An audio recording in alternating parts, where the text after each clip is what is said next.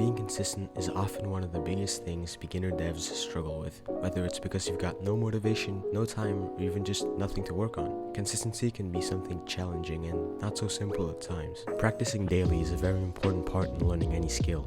It makes you sharper and builds the muscle memory you need to code faster. In addition to that, committing your code daily to a platform like GitHub builds your credibility as a developer and can help you get hired for jobs you otherwise wouldn't have. I'll be outlining some techniques as well as link a bonus I'll talk about later in the video. Now, one of the best pieces of advice I can give on consistency is to start small. Do simple things every day that you know you'll achieve easily. This is known as the 2-minute rule. If you want to start a habit, make it 2 minutes long to get the routine down, then scale it up.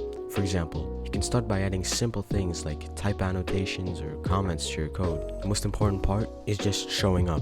Which leads me to the topic of habit trackers. Habit trackers come in many shapes and sizes, whether it's a Notion page, a journal, or a cross on a calendar. This visual measurement can help you visualize your progress, which subconsciously pushes you not to break the streak. If you need help building a habit tracker, I've linked the Notion template down in the description. But how do you actually get to showing up to code? Well, you do that by designing your environment with cues for your brain to start coding. Whether it's having VS Code open on your desktop at all times or setting a dedicated space to code, your brain will associate these things with the habit. If you struggle in making the perfect environment, then you could try scheduling. Take out your calendar app on your phone and set a dedicated time block every day and enable the notifications. This way, you'll be reminded of when you need to code, as well as having set a dedicated duration for your session, which can help planning out what you'll work on within the session. Another great method to stay committed is to use an accountability partner and join study groups. These can be great in creating a contract with yourself where others hold you accountable and you do the same to them.